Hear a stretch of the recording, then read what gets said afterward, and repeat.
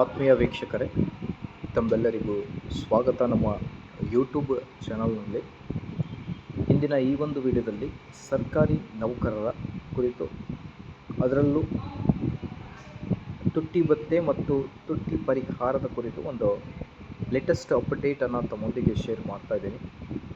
ವಿಡಿಯೋನ ಸ್ಟಾರ್ಟ್ ಮಾಡೋದಕ್ಕಿಂತ ಮುಂಚೆ ವೀಕ್ಷಕರೇ, ನೀವು ಕೊಡುವ ಒಂದೇ ಒಂದು ಲೈಕ್ ನಮಗೆ ಸಪೋರ್ಟ್ ಆಗಿರುತ್ತೆ. ದಯಮಾಡಿ ವಿಡಿಯೋನ ಲೈಕ್ ಮಾಡಿ, ಅದರ ಜೊತೆಗೆ ನಮ್ಮ ಯೂಟ್ಯೂಬ್ ಚಾನಲನ್ನು ಕೂಡ ಸಬ್ಸ್ಕ್ರೈಬ್ ಮಾಡಿಕೊಳ್ಳಿ. ವೀಕ್ಷಕರೇ, ಆಲ್ರೆಡಿ ತಮಗೆ ಗೊತ್ತಿರಲಿ, ಕೇಂದ್ರ ಸರ್ಕಾರಿ ನೌಕರರಿಗೆ 2% DAಯನ್ನು ಅನುಮೋದನೆ ಮಾಡಿದ್ದಾರೆ ಕೇಂದ್ರ ಸರ್ಕಾರದಿಂದ.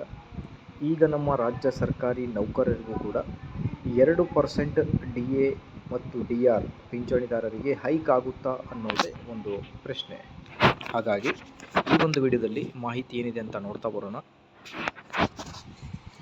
ಮೊದಲನೇದಾಗಿ, ಕೇಂದ್ರ ಸರ್ಕಾರಿ ನೌಕರರಿಗೆ ಕಳೆದ 2 ವರ್ಷಗಳಲ್ಲಿ DA ಹೆಚ್ಚಳದ ಲೆಕ್ಕಾಚಾರ ನೋಡ್ತಾ ಬಂದರೆ 25 ಮಾರ್ಚ್ 2023ರಲ್ಲಿ DA 4% ಹೆಚ್ಚಳ.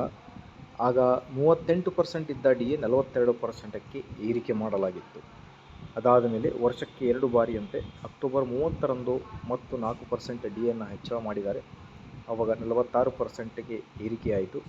14 ಮಾರ್ಚ್ 2024ರಲ್ಲಿ 4%, 24 ಅಕ್ಟೋಬರ್ 2024ರಲ್ಲಿ 3%.